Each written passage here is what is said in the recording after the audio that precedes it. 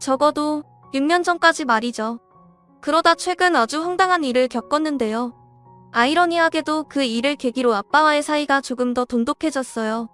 그래서 나이 40 넘어 뒤늦게 알게 된 사이좋은 부녀지간의 즐거움을 여러분께 자랑하고 싶어 이렇게 사연을 보내봅니다. 제가 어릴 적 아빠는 아주 바쁜 분이었어요. 온갖 사업이란 사업은 다 벌리고 다니셨거든요. 게다가 사업을 하려면 사람들과 자주 어울려야 한다며 집 밖으로만 나돌았죠. 그래서 저와 오빠는 아빠를 마주칠 일이 별로 없었습니다. 제가 아빠를 싫어하게 된 건 국민학교 4학년 때부터였어요. 저희 학교 운동회엔 아버지와 함께 뛰는 계주 종목이 있었어요. 하지만 아빠는 오빠와 저희 학창시절 내내 운동회는커녕 입학식에조차 온 적이 없었죠. 그 해에도 저는 미리 자포자기하며 이번에도 엄마랑 뛰어야 하나 고민하고 있었는데 당시 반에서 유독 저와 사이가 좋지 않았던 여자애가 저에게 이렇게 비아냥대는 겁니다. 야, 아빠랑 안 뛰면 반칙 아니냐? 우리 아빠는 딸 운동회에 빠지면 안 된다고 회사까지 쉬고 오는데 넌 매년 너희 엄마랑 뛰었잖아. 혹시 최미연, 너 아빠 없어? 헐, 그런 거면 미안해. 아니거든? 나도 아빠 있거든? 뻥치지 마. 너희 아빠 너희 오빠 계주에도 한 번도 나온 적 없잖아? 꼴에 자존심이 있다고 거짓말하긴. 거짓말 아니라고. 그래? 그럼 이번엔 너네 아빠 운동회에 데려와봐. 왜 대답 못해? 거봐. 흥, 못 데려오지? 아니거든? 데려올 수 있거든? 두고 봐. 내가 이번 운동회에 우리 아빠 꼭 데려올 테니까. 저는 분에 못 이겨 그 애와 반 아이들 앞에서 큰 소리를 치고 말았습니다. 그리고 전 그날 밤이 늦도록 자지 않고 아빠를 기다렸어요. 그날도 아빠는 새벽이 다 되어서야 들어왔죠. 평소대로 술 냄새를 풀풀 풍기면서요. 아빠 오셨어요? 우리 딸. 왜 여태 앉았어? 아빠 기다렸어? 얼른 자야지. 아빠, 저 부탁이 있는데요. 혹시 이번 제 운동회 와주시면 안 돼요? 아빠랑 뛰는 계주가 있는데 애들이 자꾸 저 아빠 없다고 무시하잖아요. 뭐? 누가 이 최도철이 딸을 무시해? 이거 안 되겠구만. 알았다. 이 아빠가 가마. 진짜요? 진짜 아빠 약속하신 거예요? 아빠의 알았다는 행크한 대답에 저는 너무 기뻐 깡충깡충 뛰었습니다. 그리고 운동회 당일 저는 두근거리는 마음으로 아빠를 기다렸죠. 하지만 막상 운동회에 온 건 엄마와 아빠가 아닌 엄마 혼자였어요. 아빠는? 엄마는 아빠가 일이 너무 바빠서 못 오셨다고 미안하다고 전해 달랬다고 하더군요. 결국 그날 저는 하도 울어 퉁퉁 부은 눈으로 엄마와 계주를 뛰어야 했죠. 운동회가 끝난 후 집에 와서 얼마나 울었는지 모릅니다. 제가 아빠에게 어떤 마음으로 얼마나 어렵게 한 부탁인데 그걸 깡그리 무시하다뇨? 저는 그날 2번 다시 아빠의 말은 믿지 않겠다고 다짐을 했어요. 그리고 제가 중학교 3학년 땐 이런 일도 있었습니다. 어느 주말 웬일로 일이 없었는지 오랜만에 아빠가 집에서 쉬고 있더군요. 저는 아빠가 불편해 방 밖으로 나가지 않고 침대에만 누워 있었죠. 그런 제 방문에 조심스럽게 노크 소리가 들리더니 이내 문을 빼꼼 열고 아빠가 들어오더군요. 아, 뭐야?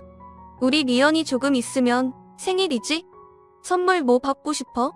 어이가 없었어요. 언제부터 제 생일을 챙겼다고 갑자기 선물 타령이랍니까? 저는 이불을 머리까지 덮고 짜증스러운 한마디를 던졌습니다. 신경 끄세요. 그러자 거실에서 저와 아빠의 대화를 듣고 있던 건지 엄마가 놀란 목소리로 달려오더군요. 미연이 너 지금 아빠한테 그게 무슨 말버릇이야? 당장 똑바로 일어나서 사과드리지 못해? 저는 마지못해 침대에 걸터 앉았습니다. 놀라고 화가 난 표정의 엄마와 머쓱한 웃음을 짓고 있는 아빠의 얼굴이 보이더군요. 사춘기였던 전 괜히 더 화가 치밀어서 그런 엄마의 말에 대꾸했습니다. 왜 나한테 그래? 아빠면 다 아빠야? 왜 이제 와서 친한 척인데 짜증나게. 그거 알아? 내 친구들은 다 나 아빠 없는 줄 알아. 너 그래도? 여보, 됐어. 그만해. 이후로도 아빠는 저와 대화를 나누고 싶은 듯 보였지만 저는 그런 아빠를 전부 무시했습니다. 가증스러웠어요. 오빠 또한 저처럼 반항을 하진 않았지만 아빠를 불편해하기 마찬가지였고요. 집안에선 엄마만이 아빠를 감싸주는 유일한 사람이었어요. 그렇게 시간이 흘러 저는 대학교에 들어갔어요. 그리고 제가 대학교 4학년 때 아빠는 위암 판정을 받았습니다. 저와 오빠는 엄마와 번갈아 가며 입원해 있는 아빠의 병시중을 들었죠. 딱히 내켜서 한 일은 아니었습니다. 오히려 아빠가 거동이 불편한 것도 아닌데 왜 계속 누가 옆에 붙어있어 하는 건지 이해가 가지 않았죠. 그런 제가 아빠의 병시중을 든 건 오로지 그래도 아픈 아빠를 혼자 두면 안 된다는 엄마 때문이었어요. 우리가 교대를 하지 않으면 집에 가지도 않고 하루 종일 그 불편한 간이 침대에서 아빠 곁을 지키셨거든요. 그날은 제가 당번이라 다음날 아침 엄마가 올 때까지 제가 밤새 병실에 있어야 하는 날이었어요. 밤이 늦은 시간이었는데 아빠는 잠이 오지 않는다며 병실 밖으로 홀로 나가시더군요. 저는 그런 아빠의 행동에 짜증이 났죠. 아, 밤새 자소서 써야 하는데 왜 자꾸 안 자고 돌아다니는 거야? 아무튼 내 인생에 도움이 된 적이 한 번도 없어. 저는 한숨을 쉬곤 아빠를 따라 병실 밖으로 향했죠. 아빠는 대기실 의자에 조용히 앉아 계시더군요. 저는 그런 아빠의 자리에서 3칸 떨어진 끝부분의 의자에 엉덩이를 붙였습니다. 그때였어요. 제 귀에 들려오는 낯선 소리에 저는 깜짝 놀라 아빠를 향해 고개를 돌리고 말았죠. 아빠가 글쎄 눈물을 뚝뚝 흘리고 있는 게 아니겠어요. 저는 생전 처음 보는 아빠의 모습에 당황해 눈만 꿈뻑대고 있었어요. 무슨 말을 해야 할지 어떤 행동을 취해야 하는지 정말 이제 알 수가 없었어요. 그 상황 속에서 먼저 입을 연 사람은 다름 아닌 아빠였습니다. 내가 미안하다 미연아. 이제 와서 너희들에게 참 미안해. 젊을 적엔 왜 그렇게 가족을 챙기지도 않고 주변 사람들만 챙겨대는지 모르겠다. 나는 그저 내 사업이 잘 되려면 그렇게 인맥을 챙겨야 된다고 생각했어. 그렇게 돈을 많이 버는 게 우리 가족을 위한 길이라고 생각했다. 헌데 이젠 안다. 그런 내 생각이 틀렸었다는 걸. 날 대하는 너희를 보면 지난 세월이 너무 후회스럽구나. 타임머신이라는 게 있다면 돌아가고 싶다. 그러고 싶어. 아빠는 제게 고해성사를 하듯 흐느끼며 자신의 후회를 늘어놓았습니다. 태어나서 처음 본 아빠의 눈물과 처음 받아본 아빠의 사과에 당황했지만 그렇다고 제 입에서 괜찮다는 말이 나오진 않았어요. 아빠를 위로해주고 싶지도 않았고요. 왜냐하면 전 정말로 괜찮지 않았거든요. 단 한 번 들은 아빠의 사과로 모든 원망이 녹을 만큼 아빠에 대한 제 미움의 크기가 작지 않았던 거겠죠. 저는 그날 아빠의 눈물이 그칠 때까지 아무 말 없이 그저 대기실의 하얀 벽면만 노려보았습니다. 시간이 흘러 아빠는 오래 걸리지 않아 건강을 되찾았어요. 완치 판정을 받기까지는 몇 년이 더 걸렸지만 워낙 초기에 발견된 거라 다행이었죠. 그리고 아빠는 그 많던 사업들을 차츰 줄여나가더니 언제부턴가 가족에게 시간을 많이 할애하려 애를 쓰시더군요. 별다른 대꾸를 하지 않은 오빠와 저에게 말을 걸기도 하고 외식을 하자며 뭐가 먹고 싶으냐고 묻기도 했죠. 그리고 저는 그날 이후 아빠가 다르게 보이기 시작했어요. 굉장히 건장하던 아빠는 암투병을 한 이후 많이 늙고 왜소해져 있었죠. 저 사람이 언제 저렇게 나이가 들었나 싶은 마음이 들었어요. 그러다 괜히 측은지심이 들기도 했고요. 그래서 아빠의 화해를 향한 그 노력들을 못 이기는 척 받아주었죠. 시간이 흘러 제 나이 32에 오빠가 결혼을 하게 되었습니다. 아빠는 그런 오빠에게 서울에 25평짜리 아파트를 마련해 주었어요. 오빠는 아빠에게 어색하게 인사하더군요. 내가 더 큰 집을 해주고 싶었는데 이것밖에 해주지 못해 미안하다. 아니에요, 아버지. 그리고 서울에 25평짜리 아파트 마련하는 게 쉬운 일인가요? 이것만 해도 저는 너무 감사해요. 근데 아버지 그거 아세요? 이 아파트가 제가 살면서 아버지한테 받은 첫 선물이라는 거예요. 오빠의 말에 아빠는 씁쓸하게 웃으며 고개를 떨궜죠. 내가 가족들한테 그랬으면 안 됐는데 내 어리석음 때문에 너희에게 상처를 준 것 같아. 차마 고개를 들 수가 없구나. 그동안 참 이 아버지가 미안했다. 내가 앞으로 살면서 그동안 못해준 만큼 너희에게 더 잘하며 살게. 민성아, 너는 나랑은 다르게 결혼해서 아주 가정적인 남편이자 아빠로 살려무나?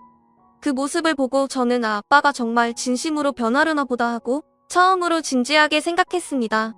그리고 그날 이후 저 또한 오빠처럼 아빠를 향해 세웠던 가시를 약간은 누그러뜨리게 되었어요.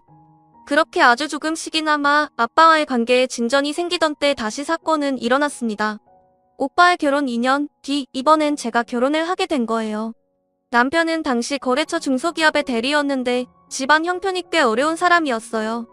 방 2개짜리의 낡은 빌라 반지하에 내 식구가 전세로 살고 있었을 정도로요. 그래도 심성은 굉장히 곱고 착한 사람이었죠. 하지만 저는 믿는 구석이 있어 별 걱정을 하지 않았습니다. 오빠가 결혼할 때 집을 해주었던 아빠가 생각났거든요. 같은 자식인데 설마 오빠만큼은 못해도 적어도 빌라 한 채나 아니면 전셋집이라도 마련해 주겠지 하고요. 하지만 그건 저의 착각이었어요. 남편을 처음 소개시켜주고 얼마 되지 않아 엄마가 저를 부르더군요. 저는 무슨 일인가 싶어 안방으로 들어갔습니다. 엄마는 제게 통장을 내밀더라고요. 아빠가 주시는 거야? 결혼 자금에 보탰으렴. 아, 오빠와는 다르게 내겐 돈으로 직접 주려는 건가 싶어 저는 두근거리는 마음으로 통장을 열어보았죠. 그리고 통장에 적힌 액수를 본 제 표정은 급격하게 굳어버리고 말았습니다. 통장에 적힌 금액은 1,000만 원이었어요. 1억도 하다못해 5천만 원도 아닌 단돈 1,000만 원이요. 물론 1,000만 원이 적은 돈이라는 건 아닙니다. 하지만 오빠에겐 몇 억짜리 집을 해주셨는데 제겐 딸랑 1,000만 원이라뇨? 오빠한테는 서울에 아파트 하나를 떡하니 해주더니 나한텐 고작 1,000만 원이야? 엄마는 그런 제 말에 민망한 데 쓴 웃음을 짓더군요. 그게 이번엔 사정이 그렇게 되었다 미안하구나. 그래도 그렇지 아빠 정말 너무한 거 아니야? 딸은 출가 외인이다 이거야? 어쩜 이렇게 오빠랑 날 심하게 차별할 수 있어? 저는 안타까운 표정을 짓는 엄마를 뒤로하고 통장을 들고 방문을 나섰습니다. 빈정이 잔뜩 상한 채로요. 겨우 조금 풀렸던 아빠에 대한 미움이 다시 고개를 들던 순간이었죠. 그렇게 저와 남편은 대출을 받아 작은 빌라 전세에서 시작을 하게 되었습니다. 그렇게 아빠와 저 사이의 감정의 골이 다시 깊어진 지 3년이 지났을 무렵이었어요. 세상에 단 한 명, 제가 유일하게 믿고 의지하던 엄마에게 불행이 찾아왔습니다. 그 무렵 엄마께서는 날이 갈수록 몸이 쇠약해지고 있었어요. 그러다 갑자기 찾아온 폐렴은 면역력이 잔뜩 떨어진 엄마에겐 치명적이었죠. 엄마는 폐렴 판정을 받은 그 길로 병원에 입원을 했습니다. 걱정이 된 저는 병원과 집, 회사를 오가며 그런 엄마의 간호를 자처했죠. 아빠는 일을 하는 시간이 아니면 항상 엄마의 곁에 붙어 있었고요. 엄마와 마주칠 때마다 저는 고개만 까딱할 뿐 그런 아빠를 무시했지만은요. 그러던 어느 날은 엄마와 저 단둘만 병실에 남게 되었는데 엄마가 제 손을 붙잡고 힘없는 목소리로 말씀을 시작하셨습니다. 마치 유언처럼요. 유언아, 내 아버지 너무 미워하지 말아라. 내 아버지 사업이 사실 몇 년 전부터 많이 어려웠다. 내 오빠 결혼할 때도 집 해줄 형편이 안 됐는데 그래도 그땐 너 결혼할 때보다는 사정이 좀 나아서 어떻게든 돈을 마련했던 것 같더라. 너 결혼할 땐 사정이 말이 아니었어. 1,000만 원은커녕 100만 원도 없을 때였는데 그 양반이 빚까지 내서 겨우 마련한 돈이 그거였다. 그리고선 차마 널 볼 염치도 없다며 내게 대신 전해달라고 부탁하더구나. 저는 엄마가 제게 1,000만 원이 든 통장을 전해준 이후 주독 저를 외면하던 아빠의 모습을 떠올렸습니다. 저는 정말 몰랐어요. 그냥 아들, 딸 차별한 게 민망해서 저를 불편해하는 줄로만 알았거든요. 미연아, 내가 결혼한 이후 그 단단하던 양반이 매일같이 얼마나 울었는지 모른다. 너한테 미안하다고 너 결혼할 때마저 애비 노릇을 제대로 하지 못해 죄스럽다고 말이야. 내 아빠가 옛날 사람이라 가장은 돈을 벌어야 한다는 생각밖에 못해서 그랬지. 예전에도 지금도 가족을 끔찍이 아끼는 사람이다. 서툴러서 이런 이야기를 너나 민성이한테 전혀 못했겠지. 내가 없으면 너희 아빠 제 속 터놓을 데 하나 없는 딱 한 사람이야. 그러니 내가 만약에 먼저 가게 되면 내가 먼저 다가가서 내 아빠 좀 잘 보듬어다오. 민성이는 워낙 남을 챙길 줄 모르는 애잖니. 내가 내 아빠를 부탁할 사람은 너밖에 없구나. 부탁한다. 엄마는 그 말을 끝으로 힘이 붙었는지 다시 눈을 감으셨습니다. 저는 몰랐던 사실에 그저 어쩔 줄 모르고 눈만 꿍뻑였어요. 그렇게 엄마가 입원한 지 며칠이 지났을 무렵이었어요. 회사에서 한창 일을 하고 있는데 아빠에게서 전화가 오더군요. 그리고 아빠의 입에서 나온 말은 그야말로 청천벽력 같은 소식이었어요. 미연아, 내 엄마가 많이 위독해서 병원에서 가족들을 다 부르라고 하더구나. 지금 바로 병원으로 좀 와야겠다. 너무 놀란 저는 회사의 사정을 말하고 한달음에 병원으로 달려갔습니다. 소식을 들은 오빠 새언니도 이미 병원에 도착해 있더군요.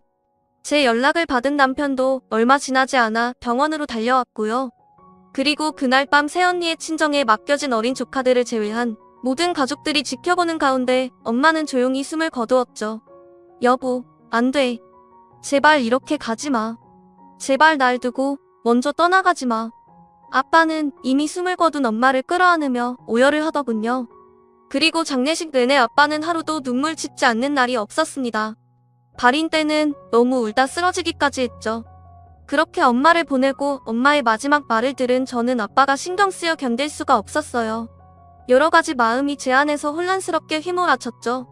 왜 여태 말하지 않았냐며 원망을 해야 할지, 그렇다고 아빠의 지난날을 내가 다 이해해줘야 하냐며 화를 내야 할지, 아니면 아빠의 마음을 모르고 못되게 굴어서 미안하다며 용서를 구해야 할지 말이에요. 가뜩이나 엄마의 죽음으로 마음이 힘든데 아빠 일로 고민까지 더해지자 너무 괴로웠습니다. 그래서 남편에게 아빠 일을 전부 털어놓았죠. 남편은 잠시 고민하더니 이렇게 말하더군요. 당신이 하고 싶은 대로 해.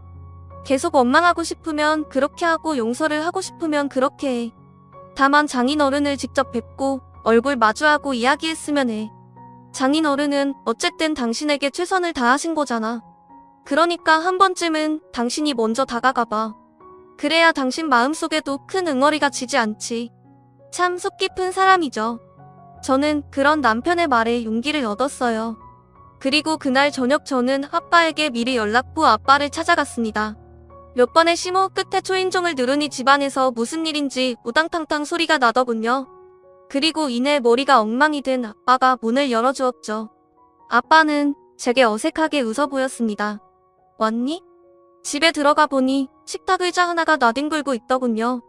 저는 괜히 투명스럽게 물었죠. 의자는 왜 저래요? 아, 그게?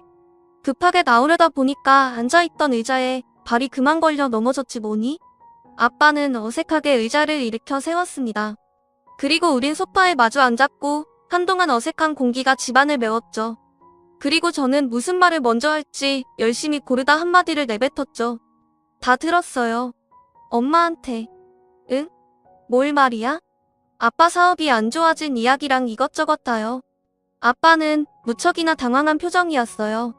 저는 볼멘 소리로 말을 이었습니다. 왜 제가 못되게 구는 동안 한 번도 솔직하게 말씀해주지 않으셨어요? 전 아빠 힘든 줄도 모르고 피 같은 돈 1,000만 원이나 받아갔으면서 아빠 원망하고 욕하는 그런 나쁜 딸로 만드니까 속이 시원하세요? 미연아, 아빠는 그런 게 아니라 이렇게 이야기하려던 건 아니었는데 한번 보물 터지듯이 흘러나온 화는 주체할 수 없이 아버지를 향해 쏟아져 나오더군요. 옛날 사람이라 돈 버는 게 우릴 위한 길인 줄 알았다고요? 사실은 가족을 끔찍이 위했다고요? 사업이 망해서 저한테 1,000만 원 해주는 것도 힘들었는데 솔직히 말 못한 거라고요? 그럼 제가 여태 몰랐다, 죄송했다 이렇게 말할 줄 아세요? 아니요, 천만에요. 저는 그런 아빠 때문에 어릴 적에 너무 많은 상처를 받았고 지금도 마찬가지예요. 피해자는 저라고요. 울지 마라. 내가 미안하다, 미연아. 내가 왜 나한테 죄송하니? 다 내 탓이다. 제가 울부짖자 놀란 아버지는 저를 와락 끌어안아 달래려고 하더군요. 저는 그러거나 말거나 악을 써댔죠. 이것 봐요. 지금도 다 자기 탓이라고 하잖아요. 전 정말 아빠가 너무 원망스러워요. 이제 와서 저한테 이렇게 죄책감 들게 하는 아빠가 너무 밉다고요. 내가 다 미안하다.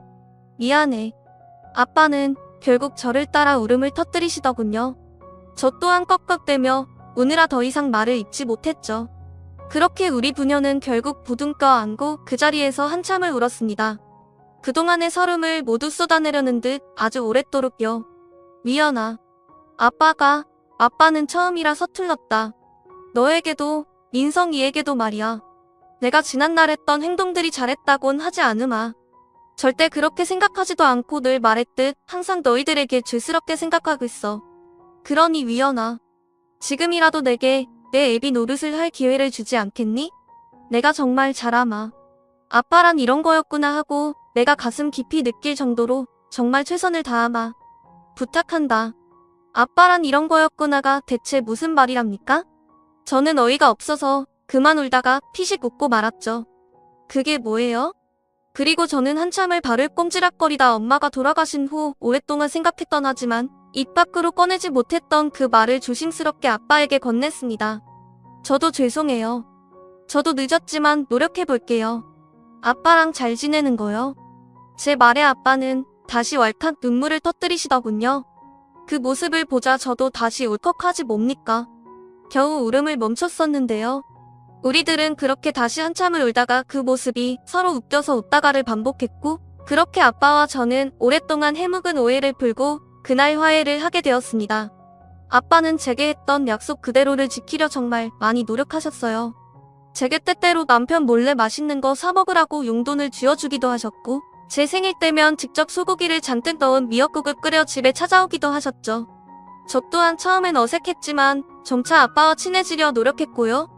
그렇게 모든 일이 만사형통이었으면 다행이겠지만 문제는 다른 곳에서 일어났습니다. 이번에도 한 줄이야. 임신이 아니었어. 미안해 여보. 당신이 미안하게 뭐가 미안해. 그런 소리 마. 아이는 때 되면 생기겠지. 바로 우리 부부의 불임 문제였어요. 결혼한 지 7년이 되도록 아기 소식이 없었거든요. 분명 병원에서는 우리 둘 다 아무런 문제가 없다고 했는데도 말이죠. 그 와중에 정작 저를 괴롭히는 존재들은 따로 있었어요. 바로 시모와 남편의 여동생이었어요. 얘, 넌 시집을 왔으면 집안대를 이어야지. 그까지도 못 품을 몸뚱이에 뭐 한다고 아까운 바바를 우겨놓고 있어. 새언니, 정말 병원에서 아무 문제 없다고 한 거 맞아요? 괜히 욕먹을까봐 우리한테 거짓말하는 거 아니고요? 난 결혼하고 2년도 안 돼서 우리 규호가 금세 들어서던데 평소에 마음 씀씀이를 못되게 써서 애가 안 들어서는 건 아니에요? 그럼 어머님 아들도 목구멍으로 밥알 하나 씹어 넘기면 안 되게요? 저한테 씨를 못 주는데 제가 어떻게 품어요? 그리고 아가씨, 무슨 말이 그래요? 거짓말이라뇨? 제가 무슨 죄를 진 것도 아닌데 그런 거짓말을 왜 해요? 게다가 허구한 날 심해부한테 히스테리 부리다가 이혼당해서 부모님 집에 더부살이 하는 아가씨가 마음 씀씀이를 우는 할 일은 아닌 것 같네요. 뭐라고요? 새언니 지금 말 다 했어요? 결혼한 지 4년이 넘어가자 제가 명절이나 시댁 행사에 참여할 때마다 시모와 신우는 저를 애도 못 가지는 여자라며 그렇게 구박을 해댔습니다. 그것도 남편이 보지 않을 때만 골라서요. 원래도 두 사람 성질이 못된 건 알고 있었지만 그래도 이 정도는 아니었거든요. 물론 저도 참지 않고 맞받아쳤지만 서러운 마음이 드는 건 어쩔 수 없더라고요. 그럴 때마다 저를 두둔해 준 건 다름 아닌 시부였습니다. 당신 그리고 명인 너 그만 못해? 사람들이 어쩜 그리 못돼 먹었어? 남의 귀한 자식을 데려왔으면 내 자식보다 더 귀하게 대해야지. 제가 그런 과시를 당하면서도 꼴도 보기 싫은 시모와 신우가 있는 시댁의 발길을 끊지 못한 건 바로 이런 시부 때문이었어요. 시부께서는 제게 저런 소리 들으러 시댁에 오지 않아도 된다고 연신 말씀하셨지만 저는 차마 그러지 못했죠. 얼른 친정으로 가라니까, 아가. 왜냐하면 시부께서는 선천적으로 몸이 약하셔서 거의 집에서 누워서만 생활을 하셨거든요. 그래서 시부는 젊었을 때부터 일을 하지 못하셨고 그 때문에 집에 가세가 많이 기울었다고 남편이 이야기를 해주더군요. 항상 집에서 유용하고 계신 시부께는 그래도 얼굴을 보여드려야 할 것 같아 어쩔 수 없이 시댁에 왕래하던 와중 제 참을성이 바닥나게 한 사건이 터지고야 말았어요. 결혼한 지 해수로 8년째 되던 어느 여름날이었어요. 여보, 이것 좀 봐요. 2줄이야, 2줄. 제가 마흔이 너무 늦은 나이에 드디어 임신에 성공을 한 겁니다. 이 소식을 들은 친정아빠는 매우 기뻐하셨어요. 드디어 손주가 생기는 거냐면서요. 물론 오빠네 자식들이 있긴 했지만 저는 워낙 아빠의 아픈 손가락이었던지라 더욱 마음이 쓰이셨던 거겠죠. 그리고 한 달쯤 지났을 땐가 오랜만에 친정에 모여 아빠, 오빠, 저 이렇게 셋이 저녁 식사를 한 날이었습니다. 아빠가 갑자기 제게 통장을 하나 내밀더군요.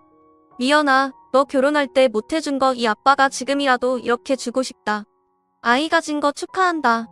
통장을 열어보니 무려 5억 5천만 원이라는 거금이 들어있지 뭡니까? 아빠, 큰 돈이 어디서 났어요? 아빠 사업 어렵다면서. 우리 딸이 그토록 간절히 바라던 임신을 했는데 아빠가 이 정도도 못해주랴? 내일부터 아빠랑 같이 서울에 괜찮은 집 있나 알아보러 다니자.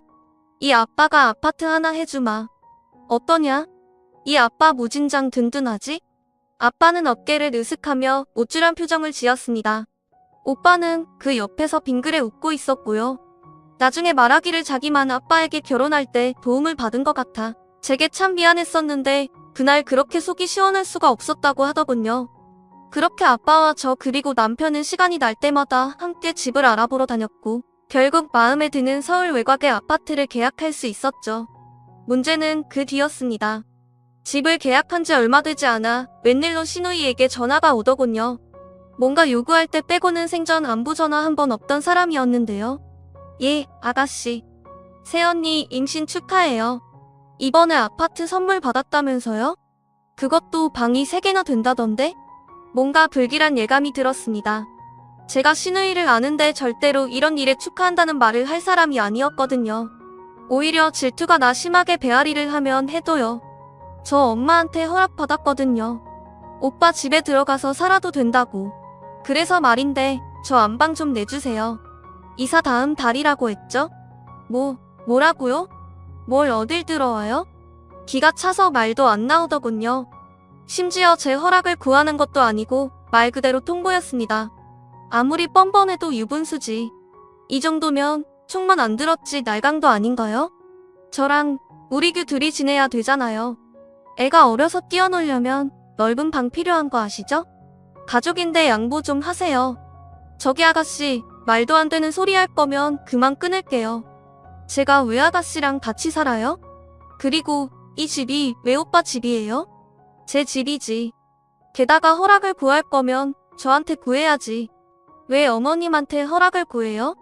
어디서 말 같지도 않은 소리 하고 있어? 짜증나니까 그만 끊어요. 시누나 진짜 사람 우습게 보는 것도 유분수지. 시부 때문에 그동안 그나마 참고 숙여줬더니 아주 난리를 꽹과리로 치고 있더군요. 그리고 이 일을 저녁에 남편에게 말하자 남편도 어이없어 하더니 제게 잘했다고 말해주었습니다. 신우 말 신경 쓸 것 하나 없다고요. 하지만 신우의 미친 짓은 말로만 끝나지 않았습니다. 이사갈 저희 집 주소는 어떻게 알았는지 이사 당일에 글쎄 자기 짐을 멋대로 용달차에 실어온 게 아니겠어요? 시 조카 나란히 보조석에 탄 채로 말이에요. 이사 짐센터 직원들과 한참 짐을 나르던 남편은 어이가 없는 표정으로 용달차에서 내리는 신우를 빤히 쳐다보더군요. 오빠, 새언니, 저 왔어요. 어디 보자. 이봐요 아저씨, 여기 이 짐도 같이 날라줘요. 같은 집 거예요. 너 뭐 하는 짓이야? 오긴 뭐야? 안방 우리가 쓸 거라는 얘기 들었지? 아, 그리고 용달비 좀 내줘 오빠. 나 돈 없는 거 알잖아. 아휴, 용달차가 하도 낡아서 오는 내내 등 베겨 죽는 줄 알았네. 아저씨, 돈 좀 잘 모아서 차 좀 바꾸세요. 참 대단한 여자였습니다. 한 번의 말로 저와 남편, 이사짐 센터 직원, 그리고 용달차를 몰고 온 사장님 모두의 기분을 팍 상하게 만들다니 말이에요. 하도 기가 차서 보고만 있는데 남편이 성큼성큼 용달차에 운전석 쪽으로 가더군요. 저는 설마 남편이 진짜 용달비를 내주고 신우를 받아주려나 싶어 경악을 했죠. 하지만 남편의 입에서 나온 말은 굉장히 뜻밖이었어요. 사장님, 세배 드릴게요. 이 집 안 내리셔도 되니까 다시 그대로 원래 싣고 왔던 집으로 옮겨주세요. 부탁드려요. 여기서 바로 계좌 이체해드릴게요. 오빠. 신우는 그제서야 뭔가 잘못됨을 눈치채고 남편을 불렀지만 이미 남편은 용달차 사장님에게 이체를 끝낸 이후였죠. 아저씨, 짐 여기다 풀 거예요. 다시 안 돌아갈 거라고요. 전 돈 준 분 말만 듣습니다. 아줌마 안 탈 거면 저 먼저 출발할게요. 우리 같은 사람들은 시간이 생명이에요. 이 말을 남긴 용달차 아저씨는 그대로 차를 돌려 아파트 단지를 쏙 빠져나가더군요. 용달차 꽁무니를 보며 어리 빠진 신우의 표정이 얼마나 통쾌하고 웃기던지요. 남편은 그런 신우에게 3만 원을 건네주며 이렇게 말하더군요. 이걸로 규호랑 택시 타고 다시 돌아가. 이것도 어린 규호 때문에 챙겨주는 거지. 너 예뻐서 주는 거 아니다. 남편에게 돈을 받아든 신우이는 그제야 울상이 되더라고요. 그리고는 남편에게 울먹이며 사정을 하기 시작했죠. 아, 오빠. 나 그 집에 살기 싫어. 나 곰팡내 때문에 진짜 고역이었단 말이야. 엄마는 밥도 안 차려주고 아빠는 맨날 골골대고. 그런 집에서 우리 규호 어떻게 키워? 어? 아, 제발. 아세 언니? 언니도 오빠한테 뭐라고 좀 해봐요. 같은 여자끼리 임신까지 했으면서 신보를 곱게 써야 해도 건강하게 태어나죠. 네? 신우는 남편이 꿈쩍도 하지 않자 이번엔 저를 향해 징징대더군요. 아직도 정신을 못 차리고 말입니다. 저는 콧방귀를 끼며 신우에게 딱 한마디를 남겼죠. 싫어요. 신우는 안 가겠다고 고래고래 소리를 지르며 발악을 해댔지만 저와 남편은 이사짐 센터 직원들에게 그냥 무시하라며 일을 계속해달라고 했죠. 그리고 계속해서 신우가 시적칼을 데리고 집으로 들어오려 하자 주거 침입으로 경찰에 신고를 해버렸습니다. 경찰이 오자 그제야 신우는 깨갱하며 돌아가더라고요. 그리고 그 주말 우린 아빠를 새 집으로 초대했습니다. 아빠는 집을 둘러보며 흡족하게 웃으셨어요. 역시 우리 딸 안목이 남달라.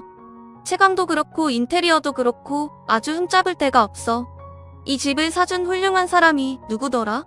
우리 아빠죠. 아빠는 저와 관계가 회복된 이후 정말로 많이 밝아지셨습니다. 옛날의 허탕함을 되찾으셨죠. 그동안 얼마나 돈 때문에 제게 위축되어 있었는지 알 수 있었어요. 저는 그런 아빠에게 그날 아침 남편에게 전해들은 이야기를 꺼냈습니다. 아빠, 나 이 사람한테 다 들었어요. 아빠 남은 사업 다 정리한 돈으로 이 집 해주신 거라고. 아빠 노는 어쩌려고 이 돈을 다 저한테 주셨어요. 아유 정서방, 남자는 일이 무거워야지. 죄송합니다, 장인어른. 그래도 집사람이 또 나중에 알게 되면 죄책감을 가질 것 같아서요. 그래요, 아빠. 내가 그 말 안 하는 버릇 좀 고치라고 했죠. 언제까지 딸을 죄인으로 만들 작정이에요. 아빠는 제가 쏘아붙이자 그제야 멋쩍게 뒤통수를 급적이시더군요. 그래, 너랑 정서방 말이 맞다. 내가 또 잘못 생각했구나. 그래도 이 아빠 노보낼 돈은 다 남겨놨어. 내 걱정은 안 해도 된단다. 그때였어요. 갑자기 저희 집 초인종이 미친 듯이 울리기 시작하더군요. 인도폰으로 누군지 내다보니 세상에 글쎄 시모가 잔뜩 화가 난 얼굴로 집 앞에 서 있지 뭐예요. 아빠, 어머님이 오셨는데? 아빠는 시모도 오늘 초대했냐며 제게 묻더군요. 저는 고개를 가로저었죠. 그리고는 걱정이 되기 시작했습니다. 아빠가 걱정할까봐 그동안 시댁에서 있었던 일을 아빠에게 말하지 않았거든요. 아니나 다를까 남편이 현관문을 열자마자 시모가 쩌렁쩌렁하게 소리를 지르며 집 안으로 쳐들어왔습니다. 저희 아빠가 와 있는 줄은 꿈에도 모르고요. 야, 내가 우리 명이 내 아들 집에서 쫓아냈다며? 내가 허락했는데 어딜 감히 건방지게. 8년간 임신도 못한 년을 그래도 며느리라고 꼬박꼬박 대우해줬더니 주제도 모르고 기어올라? 어디 오늘 너 한번 죽어보자. 그리고 결국 우려하던 일이 터지고야 말았죠. 이 미친 여편네가 뭐가 어쩌고 저째? 아니, 사돈이 왜 여길? 시모는 뒤늦게 친정아빠의 존재를 눈치채곤 굉장히 당황하더군요. 하지만 아빠의 눈은 이미 분노로 이글거리고 있었어요. 누가 누굴 죽여? 이 망할 놈의 여편네야. 지금 누구한테 그딴 소리를 하는 거야? 너무 귀해서 나는 화 한 번 못 내는 우리 귀한 딸한테 감히? 미연이 너 여태 시댁에서 이딴 대우 받았어? 왜 이 아빠한테 말 안 했어? 아, 아빠. 그 순간 아빠가 너무도 든든하게 느껴졌어요. 그리고 입을 열려던 찰나 갑자기 눈물이 분물처럼 터져나왔어요. 아빠, 그게요. 어머님이랑 신우이가 나한테 맨날 마음씩 곱게 못 써서 애가 안 들어서는 거라고. 그러고 씨도 못 뽑는 연한테 주는 밥 아깝다고 막 구박하고. 말하다 보니 감정이 복받쳐 저는 엉엉 울고 말았어요.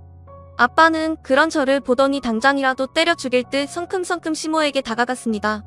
왜 이래요? 사돈. 며느리 제가 오버하는 거예요. 일단 제 말 좀. 그 입 닥쳐요. 아줌마. 내가 지금 너무 화가 나서 여자라도 한 대 칠 것 같거든? 이 집 당신 아들 집 아니고 내가 내 딸한테 사준 우리 딸 집이니까 지금 당장 여기서 썩 꺼져요. 그리고 두 번 다시 내 딸 눈앞에 나타나지 마셔. 사돈, 썩 꺼지라고. 내 말 못 알아들어? 아빠는 으르렁대며 시모를 쫓아냈고 시모는 겁에 질려 아무 말도 못하고 현관문 밖으로 밀려났습니다. 그제 아빠는 몸을 돌려 엉엉 우는 저를 안아주었죠. 아이고, 이 미련한 거사. 왜 진작 아빠한테 얘기를 안 했어? 넌 아빠한테 뭔 얘기를 안 한다고 뭘 할 자격 없다. 혼자서 얼마나 힘들었어 그래. 남편은 그 옆에서 죄진 사람처럼 서 있더군요. 저를 달랜 아빠는 그제야 남편을 향해 화난 목소리로 이야기했습니다. 자네, 나한테 어떻게 된 일인지 설명 좀 해줘야겠네. 아빠, 이 사람은 잘못 없어요. 계속 나한테 시댁에 가지 말라고 했는데 제가 억지 부려서 간 거예요. 시아버님 뵈려고. 아버님은 저한테 잘해주셨는데 몸이 너무 편찮으셔서 집 밖으로 잘 나오지 못하셔. 그래서 그랬어요.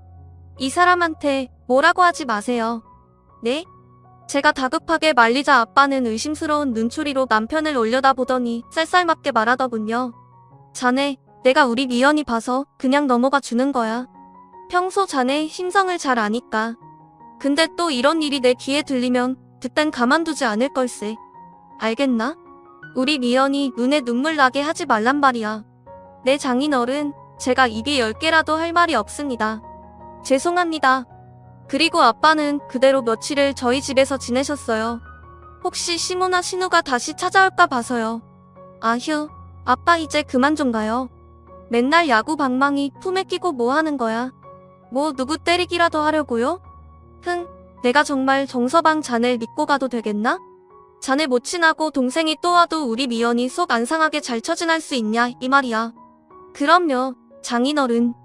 정말 한 번만 마지막으로 저 믿어주세요. 저 정말 잘하겠습니다. 충성하겠습니다. 남편은 아빠에게 어떻게든 인정받고 싶었는지 안절부절 못하다가 손을 들어 올려 충성하는 신용까지 하더군요. 그 모습이 억지나 우습던지 저와 아빠는 결국 웃음을 터뜨리고 말았죠. 그 뒤 시모와 신우는 저희 아빠가 무섭긴 무서웠는지 다시는 찾아오질 않더군요. 몇 번 전화가 왔었지만 저는 그냥 두 사람의 번호를 차단해버렸습니다. 남편도 그러라고 했고요. 더 이상 말 섞어봐야 기분 좋을 일 하나 없는 사람들이니까요. 하지만 남편도 저도 아픈 시부가 걱정이 되더군요. 그래서 우린 상해 끝에 시모와 신우가 집에 없을 때 몰래 시댁으로 가 시부를 모셔왔어요. 그리고는 평이 좋은 요양병원에 입원을 시켜드렸죠.